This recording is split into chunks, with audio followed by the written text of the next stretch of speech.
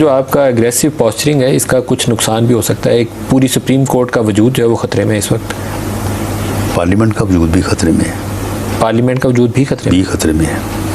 तो अब अगर सुप्रीम कोर्ट जो है अगर वो कैबिनेट को बुला के उसको कंटेम्प्ट नोटिस देते हैं तो फिर पार्लियामेंट जो है वो या तो फिर पार्लियामेंट जो है वो रुस्वा होगी तो या फिर उसको रुस्वा करने वाले रुस्वा होंगे। तो सर इसका मतलब है कि दोनों में से एक बचेगा। मामला ये इस नहज पे पहुंच गया है तो क्या ही अच्छा होता कि इस यानी जो है वो नहज पे मामले को आने से पहले या अब आ भी चुका है तो क्या फुल कोर्ट बैठ के इज्तिमाई दानिश को अगर आवाज़ दी जाए तो इसमें आप मुझे बताएं मुज़ायका क्या है, इसमें नुकसान क्या है? राना साहब फिर ये बात तय है कि ये लड़ाई अगर इसी तरह चली तो फिर दोनों में से कोई एक बचेगा, या पार्लियामान या सुप्रीम कोर्ट। देखें जी इसमें अब गवर्नमेंट पार्लियामेंट PMLN अब हमारे लिए पीछे हटने का कोई रास्ता नहीं है। और अगर लड़ाई बरकरार रहती है तो बरकरार रहती है उसमें फिर ठीक है, अगर नुकसान होता है तो ये फिर अल्लाह की मर्ज़ी है। अब हम इससे पीछे नहीं हट सकते। अल्लाह की मर्ज़ी से क्या मुराद है? फिर या पार्लियामेंट जाएगी तो या फिर सुप्रीम कोर्ट जाएगी, दोनों में से कोई और ऑप्शन नहीं। लेकिन ये पहल जो है ये सुप्रीम कोर्ट की तरफ से हो जाएगा कौन?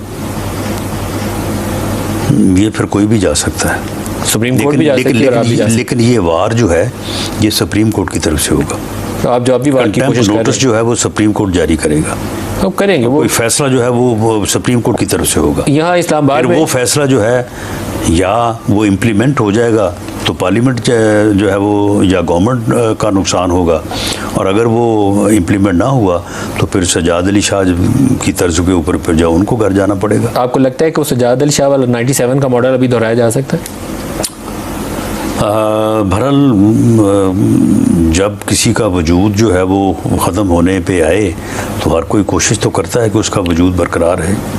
हम अपनी कोशिश तो पूरी करेंगे। इसका मतलब है ये बका की जंग में कोई भी वार हो सकता है। देखिए जी बका की जंग तो फिर हर कोई लड़ता भी है और हर किसी को लड़ने का हक भी पहुंचता है। इस्लामाबाद में चह में गोइयाँ थी कि शहबाज शरीफ के साथ 3-4 जो सीनियर वज़रा हैं उनको कंटेम्प्ट का नोटिस हो सकता है। उसमें राना सनाउल्लाह हैं, इसहाक डार हैं, ख्वाजा आसिफ हैं। तो ये यहाँ है, ये चल रही है कि ये 4-5 लोग साथ तलब होंगे। नहीं, इस वक्त तो ये है कि वो अगर पूरी कैबिनेट को भी तलब करना चाहें तो पूरी कैबिनेट में से भी एक मेंबर भी नहीं होगा जो पीछे रहेगा। जिम्मेदारी वो बल्कि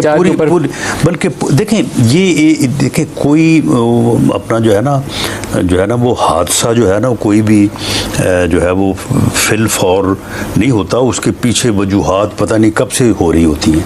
ये जब से वज़रा आज़म को फांसी की सज़ाएँ, नाअहली की सज़ाएँ और सुप्रीम कोर्ट की तरफ से जो है वो डिक्टेटर पाबंद आइन में उनको अमेंडमेंट करने का इख्तियार, ये सारी चीज़ें जस्टिस मुनीर से लेके आज तक ये इकट्ठी होती जो है ना वो जैसे कहते हैं ना कि बस्ती बसाना आसान नहीं, ये बसते बसते बस्ती है। तो अब ये मामला जो है ना ये जुड़ गया है।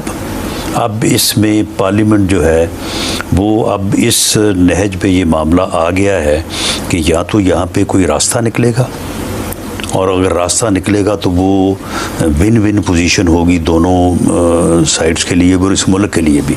लेकिन अगर तसादम होता है तो इसमें फिर तबाही है। तो फिर आर या पार के लिए आप तैयार हैं? जी बिल्कुल तैयार हैं कि वो बका की जंग जो है ना वो तो फिर हर कोई लड़ता है और आखिरी हद तक लड़ता है। तो अगर ऐसा कोई मौका आया जो कि मेरी दुआ भी है, मेरी ख्वाहिश भी है कि ना आए, लेकिन अगर आया तो फिर तो जो भी हथियार उस वक्त अवेलेबल होगा हमें भी और दूसरी तरफ भी वो तो फिर उसको इस्तेमाल किया जाएगा। लेकिन ये इस सूरत हाल को यहाँ तक पहुँचाने में, और अगर अब इससे आगे जाती है तो इसमें मैं ये कहूँगा कि हुकूमत का और पार्लियामेंट का कोई अमल दखल नहीं है, ये सारा कुछ हो दूसरी तरफ से रहा है। सर परवेज़ लाई के और जो कुछ घर में हुआ या शुजात के साथ भी उनका इकट्ठे घर है, क्या ये दुरुस्त कदम था, ये काबिल मज़म्मत है?